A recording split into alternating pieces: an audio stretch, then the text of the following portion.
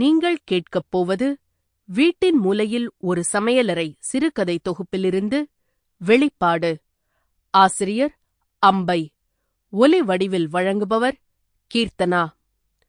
அந்த பேருந்து நிலையத்தை நினைவில் இருத்திக் கொள்ள வேண்டும் என்று தோன்றியது. அதன் ஓசைகளையும் பிம்பங்களையும் மனத்தில் உறைந்து போக வைத்துவிட வேண்டும்.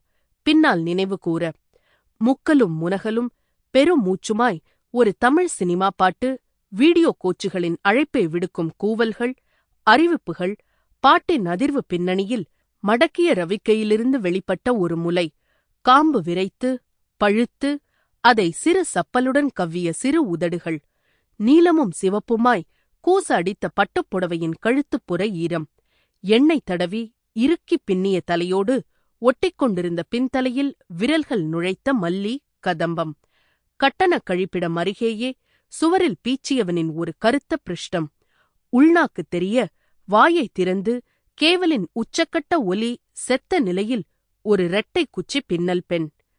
கண்டக்டரை சுற்றியிருந்த கூட்டத்தில் அவன் சிதம்பரம் மோதிக்கொண்டிருந்தான் அவளுக்காக. வேட்டியை கீழேயே விடமாட்டான் போலிருந்தது. அவள் காலையில் பார்த்ததிலிருந்து அது மடித்தே இருந்தது. ஓர் அரைக்கை சட்டை, காலில் ஒரு தேய்ந்த செருப்பு. காலையில் ரயில் நிலையத்துக்கும் இப்படித்தான் வந்தான். நொடியில் அவளை அடையாளம் கண்டு கொண்டு விட்டான். சிறு பெட்டியை அவள் கையிலிருந்து வாங்கினான் முதலில். அவளால் பெட்டி தூக்க முடியாது, டிக்கெட் வாங்குதல் போன்ற விஷயங்களை செய்ய முடியாது என்பது பற்றி தீர்மானமாக இருந்தான்.